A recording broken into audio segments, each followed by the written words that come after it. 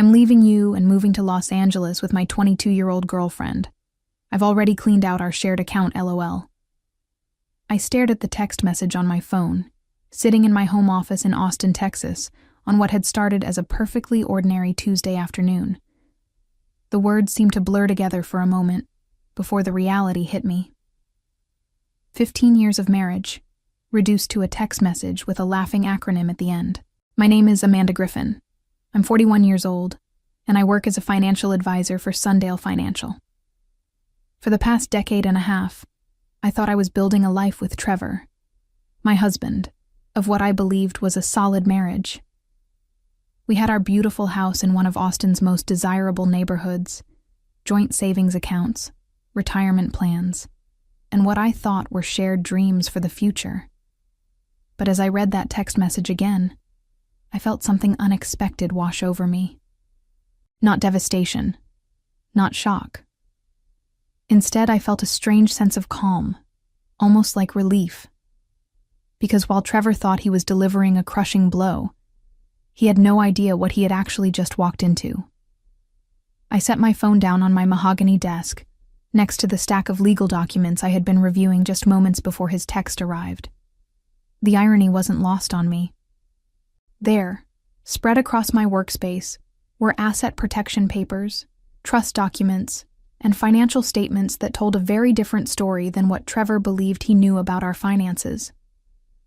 3 months ago, I had started noticing things. Credit card charges at expensive restaurants when Trevor claimed to be working late. Receipts for jewelry that I never received. Phone calls that ended abruptly when I walked into the room. The classic signs that every financial advisor warns their clients about when discussing asset protection during marital difficulties. But I'm not just any financial advisor. I specialize in helping clients protect their wealth from exactly the kind of situation I found myself in. So when the red flags started appearing, I didn't confront Trevor with tears and accusations. Instead, I did what I do best. I protected my assets. I picked up my phone and typed back a simple response. Best wishes. Then I smiled. Trevor had always underestimated me, treating my career as some cute hobby rather than recognizing that I managed portfolios worth millions of dollars. He never paid attention to the complex financial structures I created for my clients, never bothered to understand the sophisticated asset protection strategies I implemented daily. What he was about to discover was that his wife wasn't just good at protecting other people's money. I had been protecting ours too, just not in the way he thought. I leaned back in my leather chair and thought about how we had gotten to this point. Trevor and I met 16 years ago at a barbecue hosted by mutual friends. He was charming, confident, and worked in commercial real estate. Back then, I was just starting out at Sundale Financial, eager to prove myself in a male-dominated industry. Our courtship was traditional and sweet. Trevor would surprise me with flowers, take me to nice dinners, and talk about building a future together. When he proposed after a year of dating, I felt like I was living in a fairy tale. We bought our house 2 years later, a stunning 4-bedroom in Tarrytown, with mature oak trees and a view of downtown Austin in the distance. For years, everything seemed perfect. We hosted dinner parties, took vacations to Europe, and talked about starting a family someday. Trevor's real estate business was doing well, and my career was steadily climbing. We pooled our resources, opened joint accounts, and made what I thought were mutual financial decisions. But looking back now, I could see the subtle signs I had missed. Trevor always deferred to my expertise when it came to investments and long-term planning, but he never seemed genuinely interested in understanding our financial picture. He would nod along when I explained portfolio allocations or tax strategies, but his eyes would glaze over. I thought he trusted my judgment. Now I realized he simply didn't care, as long as money was available when he wanted it. The first real crack in our marriage appeared about 18 months ago. Trevor started working longer hours, claiming he was pursuing bigger commercial deals. He became secretive about his phone and protective of his laptop. When I suggested we update our estate planning documents, he kept postponing the appointment with our attorney. Then came the spending changes. Our joint credit card statements showed charges I didn't recognize. Expensive dinners at restaurants we had never been to together. Hotel stays in Dallas when Trevor claimed he was meeting clients locally. When I asked about these expenses, he became defensive, accusing me of not trusting him and being too controlling about money. That's when my professional instincts kicked in. In my work, I had seen too many cases where one spouse discovered their partner was planning to leave only after significant financial damage had been done. Retirement accounts emptied, properties sold without proper documentation, credit lines maxed out.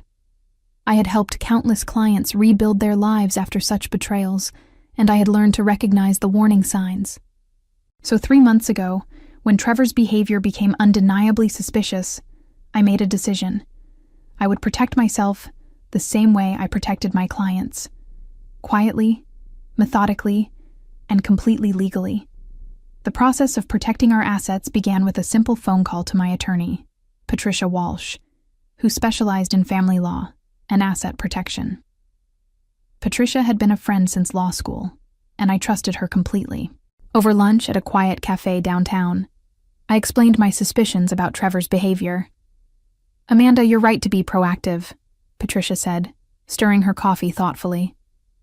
"Too many people wait until it's too late to protect themselves." "What exactly are you thinking?" I outlined my plan.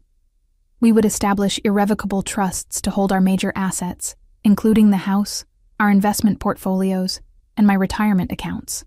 Since I had been the primary income earner for the past 5 years due to my success at Sundale Financial, and since Trevor had been financially dependent on my earnings for most of our major purchases, we had legal grounds to structure these protections. The key, Patricia explained, is that these aren't hidden assets. Everything will be properly documented and completely legal. We're simply ensuring that marital property is protected from dissipation or fraudulent transfer. Over the next 2 months, we systematically moved assets into protected structures. The house, which had been purchased primarily with my income and was titled in both our names, was transferred to a trust with me as the primary beneficiary. Our investment accounts, which totaled nearly $800,000, were restructured into protected trusts. My retirement accounts, worth over $400,000, were secured with additional beneficiary protections. The beauty of the strategy was that Trevor never noticed. He had never paid attention to our financial statements, always leaving the boring money stuff to me. When bank statements arrived, I reviewed them. When investment documents needed signatures, I handled them. Trevor's disinterest in our financial details, which had once frustrated me, now worked perfectly in my favor. We left only the joint checking account untouched, keeping about $15,000 for monthly expenses. To Trevor, this account represented our entire financial picture. He had no idea that it was barely a fraction of our actual wealth. During this time, Trevor's behavior became even more erratic. He started talking about needing space and mentioned taking a solo trip to Los Angeles to explore new business opportunities. He bought new clothes, joined an expensive gym, and began working out obsessively. The signs were all there, but I simply continued with my daily routine, processing financial documents and meeting with clients while secretly securing our future. 3 weeks ago, Trevor announced he was taking that Los Angeles trip. He was gone for a week, during which time I completed the final asset protection documents. When he returned, he was distant and distracted, barely making conversation over dinner. I knew something was coming. What I didn't expect was that he would be so careless about how he delivered the news. A text message. After 15 years of marriage, a text message with internet slang. Now, as I sat in my office reading his message for the 3rd time, I realized that Trevor had just made the biggest financial mistake of his life. I spent the rest of that Tuesday afternoon working as if nothing had happened. I reviewed client portfolios, returned phone calls, and attended a team meeting about quarterly performance metrics. My colleagues at Sundale Financial had no idea that my personal life had just imploded via text message. Around 6 p.m., my phone started ringing. Trevor's name appeared on the screen, but I let it go to voicemail. Then he called again. and again. By the fifth call, I decided to answer. "Amanda, we need to talk." Trevor's voice was tense, lacking the confident smugness I had expected. "I thought your text message was quite clear," I replied calmly, still sitting at my desk. "You're leaving for Los Angeles with your girlfriend. You've taken our money. What else is there to discuss?" "Look, I know this is sudden, but I've been unhappy for years. This isn't just about Madison. She's just helped me realize what I want in life. I deserve to be happy, Amanda. We both do." Madison, so that was her name. I made a mental note while keeping my voice steady. "I understand. I hope Los Angeles works out for you." The silence on his end stretched long enough that I wondered if the call had dropped. Finally, Trevor spoke again, and now I could hear confusion in his voice. "You're taking this awfully well. I thought you'd be more upset." "What would you like me to say, Trevor? That I'm devastated? That I'm going to beg you to stay? We're both adults. If you've found someone who makes you happier, then you should be with her." Well, yes. I'm glad you're being mature about this. I was worried you might try to make things difficult. I almost laughed at that. If only he knew how difficult things were about to become for him. "I have no interest in making anything difficult. You've made your choice, and I respect that. When are you planning to leave?" "Actually, I'm already in Los Angeles. I flew out this morning after I sent you that text. Madison and I are looking at apartments in West Hollywood. It's incredible out here, Amanda. The weather, the opportunities, the lifestyle. I should have done this years ago." So he was already gone. Already spending our money, or so he thought. "That sounds wonderful. I'm happy for you both." "There's one thing, though." Trevor's voice took on a more serious tone. "I'll need access to our other accounts. The joint checking account I cleared out was great for initial expenses, but we'll need more for a deposit on a decent place and to get established out here." And there it was, the moment I had been waiting for. "What other accounts, Trevor?" Another long pause. "What do you mean, what other accounts?" "Our savings, our investment accounts, the money market account, all of it. I know you handle the financial stuff, but I'm entitled to half of everything." I smiled, grateful that he couldn't see my face through the phone. "Trevor, I'm not sure what you're referring to. We have the joint checking account, which you said you've already emptied.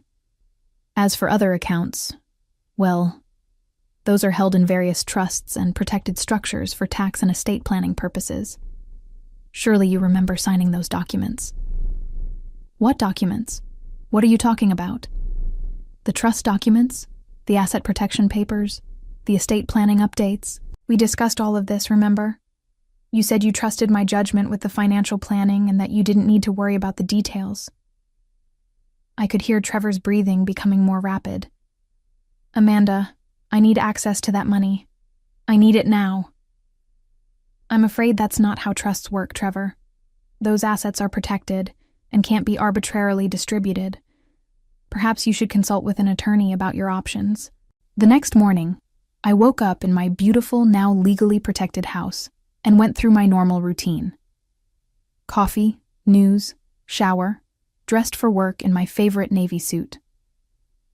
It was Wednesday, and I had a full schedule of client meetings ahead of me. My phone had been buzzing all night with calls and texts from Trevor, but I had turned it to silent mode. When I finally checked it over breakfast, I found 17 missed calls and a string of increasingly frantic text messages. "Amanda, call me back now. This is ridiculous. I need access to our money. You can't do this to me. We're married. I know you're just trying to punish me. This is childish. Madison and I are stuck in a hotel. Do you know how expensive LA is? Call me back or I'm getting a lawyer." I deleted the messages without responding and headed to work. At Sundale Financial, I had a busy morning reviewing portfolios for 3 high-net-worth clients.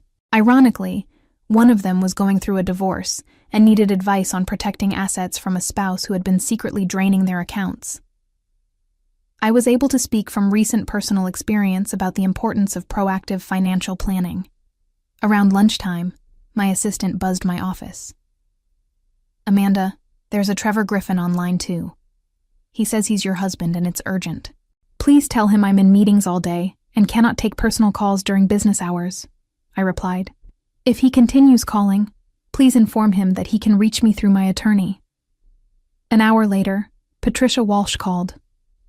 "Amanda, I just got an interesting call from a lawyer in Los Angeles named Bradley Henderson. Apparently he represents your husband now. He was asking about the asset protection structures we put in place." "That was fast. What did you tell him?" "The truth.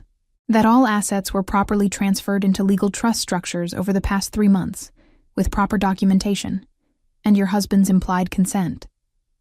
I also mentioned that since Trevor never objected to these arrangements during the planning process, and since they were established well before any divorce proceedings, they're completely valid." What was his response? He tried to argue that Trevor wasn't aware of the full implications of what he was signing. I reminded him that ignorance of legal documents that one signs is not grounds for invalidating them, especially when the spouse in question actively chose not to participate in financial planning discussions. I smiled. Trevor had always been proud of his hands-off approach to our finances, bragging to friends that he was lucky to have a wife who handled all the boring money stuff, so he didn't have to worry about it. That attitude was now working against him in spectacular fashion. "There's more," Patricia continued. "Mr. Henderson mentioned that Trevor is currently staying in a hotel in West Hollywood that costs $400 a night. Apparently he and his girlfriend expected to be living in luxury by now." $400 a night? How long can $15,000 last at that rate? Not long, especially when you factor in meals, car rental, and all the other expenses of relocating to one of the most expensive cities in the country. I'd estimate Trevor has maybe 2 weeks before he's completely broke. That afternoon, I received an email from an address I didn't recognize. The subject line read, "From Madison." Curious, I opened it. "Dear Amanda, I know this is awkward, but Trevor told me you're being unreasonable about the divorce settlement. I just want you to know that we're not trying to hurt you. We're in love, and we want to start our new life together. Can't you please just let us have what we need to be happy? Trevor says you have plenty of money and this won't even affect you. Please consider being generous. Madison." I stared at the email for a long moment, then deleted it without responding. By Friday of that week, the situation had escalated dramatically. Patricia called me at work with an update that made me glad I was sitting down. "Amanda, Trevor's attorney filed an emergency motion for temporary spousal support and access to marital assets. They're claiming financial hardship and arguing that you've hidden assets to prevent him from accessing his fair share of the marital estate." "Can they do that?" "They can try, but they have several problems. First, all the asset transfers were completed months before Trevor announced he was leaving, which demonstrates that this wasn't done in anticipation of divorce. Second, Trevor had full knowledge of our financial planning activities and chose not to participate. Third, and most importantly, he emptied the only jointly held account and explicitly stated in writing that he was taking the money and leaving." I thought about Trevor's text message, still saved on my phone. So his own text message works against him? Absolutely. When someone declares they're leaving and that they've cleaned out the shared account, it's hard to argue later that they're being denied access to marital funds. He literally bragged about taking the money. That evening, my phone rang again. This time it was a number I didn't recognize with a Los Angeles area code. I almost didn't answer, but curiosity got the better of me. "Amanda, this is Madison. Please don't hang up." Her voice was young, nervous, and carried a slight southern accent. I remained silent, waiting for her to continue. "Look, I know you probably hate me, and I understand that. But Trevor is really struggling right now. Our hotel kicked us out yesterday because his credit card got declined. We're staying at a motel now, and it's really scary. Trevor says you're doing this to punish him. but I just don't understand why you won't help us." "Madison," I said calmly, "I'm curious about something. How long have you and Trevor been together?" "About 6 months. We met at a real estate conference in Dallas. Trevor was so charming and sophisticated, nothing like the guys my age. He told me he was in an unhappy marriage and that you two were already basically living separate lives." 6 months. Trevor had been planning his exit strategy for half a year, while I had been planning my asset protection strategy for 3 months. The timeline was becoming clearer. "Did Trevor tell you about our financial situation?" "He said you were wealthy, that you had investments and property worth millions. He said once he left you, we'd be able to live really well in Los Angeles. He promised we could get a nice apartment in Beverly Hills, and that I could focus on my acting career without worrying about money." I felt a pang of sympathy for this young woman who had been fed the same lies I had been living with for months. "Madison, I need to ask you something, and I hope you'll be honest with me. Did Trevor ever mention that our money was held in trusts?" "What are trusts?" "He just said you handled all the financial stuff and that he'd get his share when he divorced you. He made it sound simple." So Trevor hadn't just lied to me about the affair. He had also lied to Madison about his ability to access our assets. She genuinely had no idea what kind of financial situation they were actually in. "Madison, I think Trevor may have misled you about several things. The money he took from our joint account is likely all he'll have access to. The rest of our assets are legally protected and cannot be simply withdrawn or divided." The silence on her end stretched so long I thought she had hung up. Finally she spoke, and her voice was much smaller than before. "Are you saying we're broke?" "I'm saying Trevor should have been more honest with you about our actual financial arrangements." The following Monday morning, I was reviewing quarterly reports when my assistant informed me that Trevor was on line 1, calling from yet another Los Angeles number. "Amanda, this has gone far enough." His voice was strained, lacking any of the confident arrogance from his initial text message. "I need money, and I need it now. Madison and I are living in my rental car. Do you understand that? We're homeless." I set down my pen and leaned back in my chair. "Trevor, I'm sorry to hear about your difficulties, but I'm not sure how I can help you. You made your choice to leave our marriage and move to Los Angeles. These are the consequences of that choice. Don't give me that. You deliberately hid our money to spite me. You planned this whole thing. I protected marital assets through legal estate planning structures, just as I do for my clients every day. You had every opportunity to participate in those discussions, but you chose not to. You said, and I quote, that you trusted my judgment with financial matters. I want a divorce, Amanda, but I want my fair share. Then file for divorce, Trevor. But understand that the assets you're referring to are no longer marital property in the traditional sense. They're held in irrevocable trusts with specific distribution requirements. What does that mean? It means you should have paid attention during our financial planning meetings instead of watching television. It means you should have read the documents you signed instead of dismissing them as boring paperwork. The silence stretched between us before Trevor spoke again, and this time his voice was desperate. Amanda, please. I made a mistake. Madison left me yesterday. She said this isn't what she signed up for and flew back to Dallas. I'm alone, I'm broke, and I don't know what to do. Best wishes, Trevor. I hung up the phone. 2 weeks later, I received the divorce papers Trevor had filed in Los Angeles. Patricia reviewed them with obvious amusement during our meeting at her downtown Austin office. He's asking for spousal support, half of all marital assets, and damages for what he calls financial manipulation and deceit, Patricia said, flipping through the documents. His attorney is arguing that you deliberately concealed assets to prevent him from accessing his fair share. What are our chances? Excellent. Trevor's own text message acknowledging that he cleaned out your shared account demonstrates that he had access to marital funds and chose to take them when he left. The fact that he didn't understand the full scope of your financial planning doesn't invalidate the legal structures we created. Patricia pulled out a thick folder. I've prepared our response. We're counterfiling for divorce here in Austin, where we have jurisdiction since this is where you reside and where the marital home is located.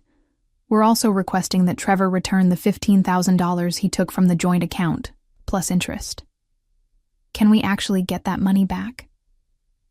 Probably not, but it establishes our position that he was the one who inappropriately accessed marital funds, not you.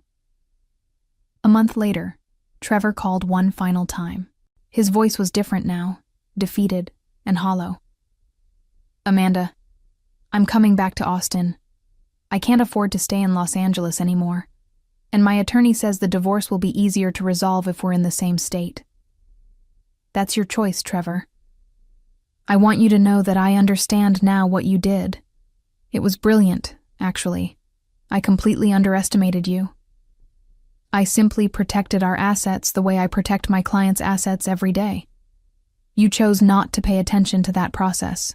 Can we work something out? Some kind of settlement that doesn't leave me with nothing?